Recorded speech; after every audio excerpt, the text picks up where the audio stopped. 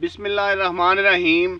अस्सलाम वालेकुम नाजरीन, भीख साबर साबरी तुहाडी सेवा 'च हाज़र है एक नवी गज़ल दे नाल, एक नवी वीडियो दे नाल। उम्मीद करांगा कि तुसीं इहनूं पसंद करोगे, तुहाडे ज़ौक दे मुताबिक होवेगी। छोटी बहर दी गज़ल है कि समझ के अपने पक्क दी राखी, समझ के अपने पक्क दी राखी, कीती ओदे शक दी राखी।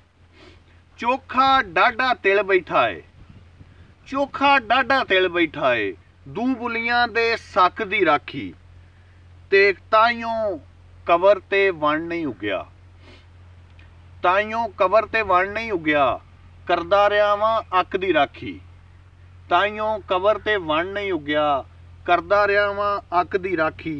कई मरजान यकूत पै करदे, कई मरजान यकूत पै करदे, ओदे तिखे नक दी राखी, ते मैथों डरन पै कुप हनेरे, मैथों डरन पै कुप हनेरे, मैं करना तरबक दी राखी, मैथों डरन पै कुप हनेरे, मैं करना तरबक दी राखी। ते अथरू लहू ते पीड़ा करदियां, अथरू लहू ते पीड़ा करदियां, इश्क दे लगे वक दी राखी।